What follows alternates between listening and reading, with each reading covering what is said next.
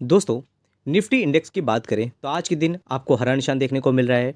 कल भी मार्केट का मूवमेंट कहीं न कहीं हमें पॉजिटिव ही देखने को मिल रहा था और अगर 6 महीने का चार्ट देखेंगे तो मार्केट हमें हरे निशान पे ही देखने को मिल रहा है।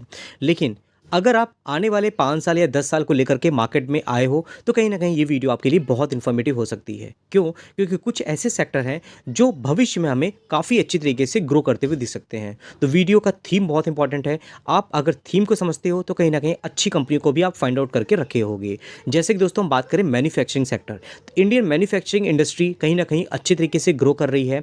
हम एक्सपोर्ट भी कर रहे हैं। हालाँकि टैरिफ को लेकर के जो मार्केट में डर होता है, जीएसटी को लेकर के डर होता है, वो कहीं न कहीं गवर्नमेंट उसको लेकर के जागरूक हो रही है।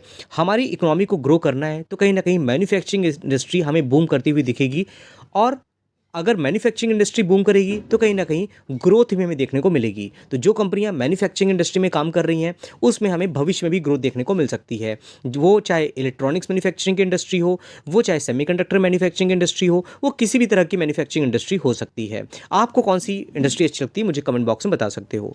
फिर दोस्तों बात करते हैं आर्टिफिशियल इंटेलिजेंस की। जैसे कि आप चैट जीपीटी देख रहे हो और बहुत सी चीज़ें हैं जो मार्केट में हमें आती हुई दिख रही हैं। बहुत सी इंडस्ट्री ऐसी हैं जो पहले के टाइम पे अलग तरीके से काम कर रही थी, लेकिन उन्होंने भी आर्टिफिशियल इंटेलिजेंस को अडॉप्ट कर लिया और कहीं न कहीं अपने आप को डिजिटलाइज़ कर रही हैं। तो आर्टिफिशियल इंटेलिजेंस इंडस्ट्री आने वाले 10 सालों में किस तरह से परफ़ॉर्म करेगी, अगर आपने ऐसी कंपनियों को फाइंड आउट करके रखा हुआ है, जो डायरेक्टली आर्टिफिशियल इंटेलिजेंस जैसे आईटी इंडस्ट्री वाली कंपनियाँ होती हैं, उसमें काम करती हैं। कुछ ऐसी कंपनियाँ हैं जो अपने प्रोडक्ट में एआई का यूज़ कर रही हैं, उनमें भी आपको फ़ोकस बना के रखना चाहिए।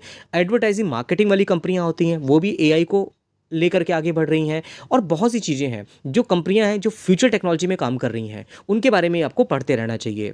साथ ही दोस्तों बात करते हैं डेटा सेंटर। ये हमारे भविष्य की ज़रूरत है। क्यों? क्योंकि चीज़ें आर्टिफिशियल इंटेलिजेंस की ओर बढ़ रही हैं और उसके साथ में डिजिटलाइज होता हुआ दिख रहा है हर चीज़ें, तो वहाँ पे डेटा सेंटर की रिक्वायरमेंट है।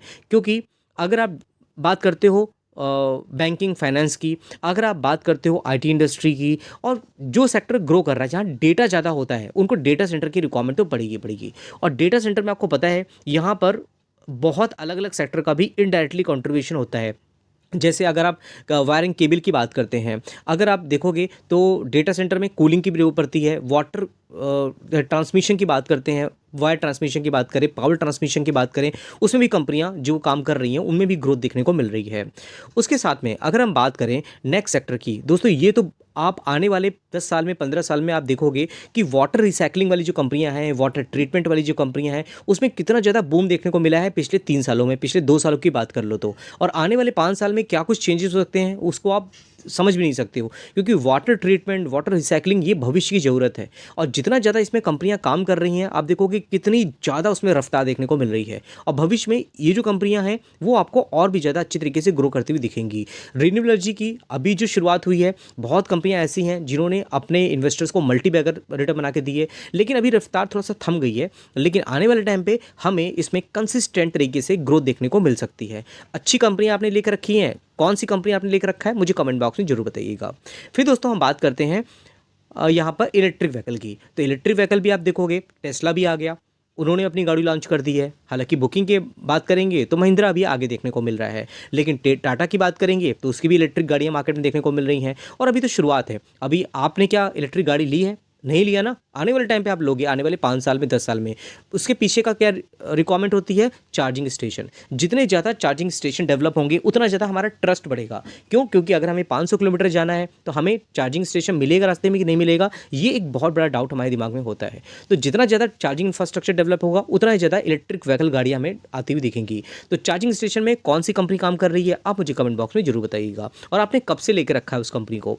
फिर दोस्तों बात करते हैं पावर ट्रांसमिशन की। जैसे कि अभी मैं बताया आपको कि डेटा सेंटर, उसी तरह पावर ट्रांसमिशन जो कंपनी है, पावर ट्रांसमिशन में देखो, अगर एनर्जी प्रोड्यूस होगी, एनर्जी प्रोड्यूस होती है तो कहीं ना कहीं एक जगह से दूसरी जगह उसको ट्रांसमिट भी किया जाता है। उसके बीच में क्या होगा? ट्रांसफार्मर की रिक्वायरमेंट भी होती है, स्विचेस की रिक्वायरमेंट भी पड़ती है, वायर की जरूरत भी पड़ती है। आप देखो कितनी कंपनियां इसके बीच में आ गई। तो आपने ऐसी कोई कंपनी लेकर रखी है जो ट्रांसफार्मर मैन्युफैक्चर करती है, ऐसी कोई कंपनी है जो पावर ट्रांसमिशन में काम कर रही है, ऐसी कंपनी जो पावर ट्रांसमिशन के लिए जो केबल यूज़ किया जाता है उसमें काम कर रही है। तो ये सब कंपनियाँ आपको कहीं ना कहीं आगे अच्छी तरीके से ग्रो करती हुई दिख सकती हैं। तो आप कहीं ना कहीं आइडिया लग रहा है आपको तो मुझे आप कमेंट बॉक्स में बताइएगा। अब वही सेमीकंडक्टर की हम बात कर रहे हैं। अब सेमीकंडक्टर में देखोगे लगातार कंपनियां अपना प्लांट इस्टेब्लिश कर रही हैं, गवर्नमेंट से भी यहाँ पर उन लोग को सुविधाएं मिलती हुई दिख रही हैं, स्कीम आती हुई दिख रही है गवर्नमेंट तरफ से।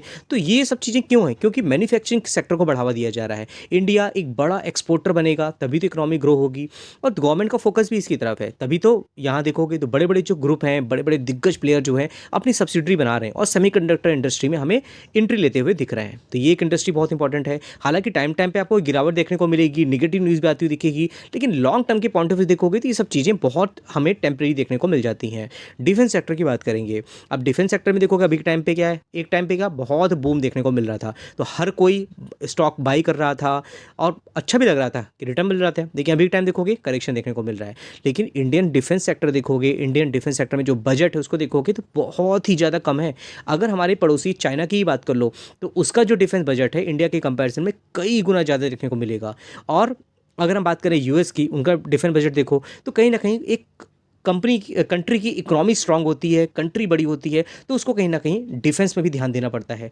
तो आपको पता चलेगा या नहीं चलेगा, लेकिन अगर शिप बिल्डिंग सेक्टर की बात करोगे और मेक इन इंडिया के थ्रू जो लोकल डिफेंस कंपनियां हैं उनको बढ़ावा दिया जा रहा है, तो ये सब चीज़ें आपको आधे टाइम पे देखने को मिलेंगी। जो हमारी लोकल डिफेंस कंपनियां हैं, भारत की कंपनियां हैं, मेक इन इंडिया के थ्रू उनको फ़ायदा मिलता हुआ दिखेगा और फ़ायदा मिल भी रहा है। आप देखोगे नई नई कंपनियां हैं जो डिफेंस में, एरोस्पेस में काम कर रही हैं और अच्छे तरीके से ग्रो करती हुई दिख रही हैं। बट आप किस कंपनी को फाइंड आउट करते हो, किस में आपका ट्रस्ट बढ़ता है और किस कंपनी को आप गिरावट में लेना पसंद करते हो।